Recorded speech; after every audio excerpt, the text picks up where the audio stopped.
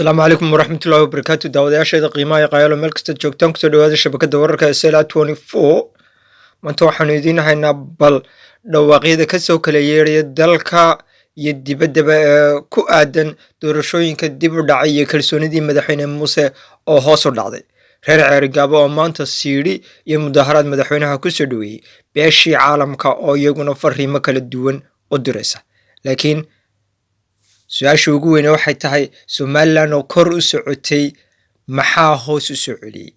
kalsoonidii caalamku inagu qabay kalsoonidii shacabka Somaliland ay ku qabeen dawladnimadooda yaa bedelay yaa gilgilay kaligii talisnimadu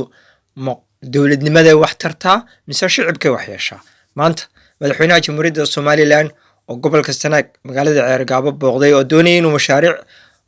halka laga hirgeliyay inuu xariga ka soo jaro maanta dadku waxay ku soo dhaweeyeen siiri iyo mudaharaad iyagoo ugu yeedhaya in doorashada la qabto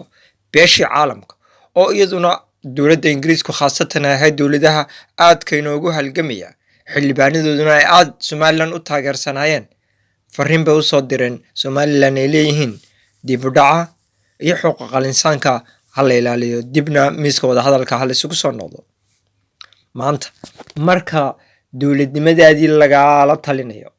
dawladnimadaadii la doonayo in gacanta laga qabto dawladnimadaadii la doonayo in lagu yiraahdo wadadii saxda ahayd wad ka badhay wadada ku soo noqo Somaliland bay guul daro tahay Somaliland bay guul tahay Somaliland maaha meel mucaarad iyo muxaafid kaliya ay ku nool yihiin laakiin waxa jira dad badan oo aan codaynba aan mucaaradkana taageersaneen xukuumadana taageersaneen laakiin nolosha quruxda badan ee Somaliland ka jirta ku dhex noolaa madaxweynuhu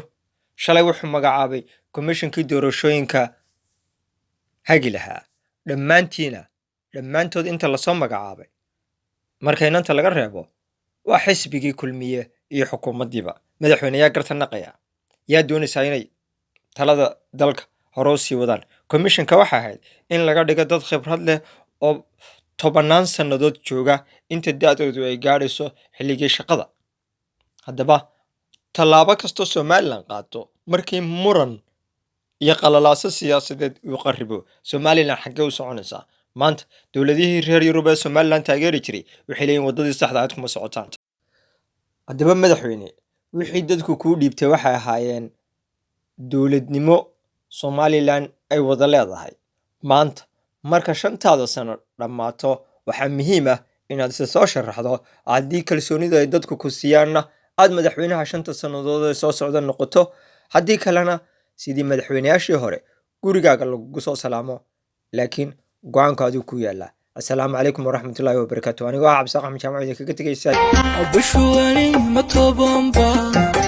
abalantuna mawaliba riyaduna mabemba abshuwani matobamba abalantuna mawaliba riyaduna mabemba abshuwani matobamba abalantuna mawaliba riyaduna mabemba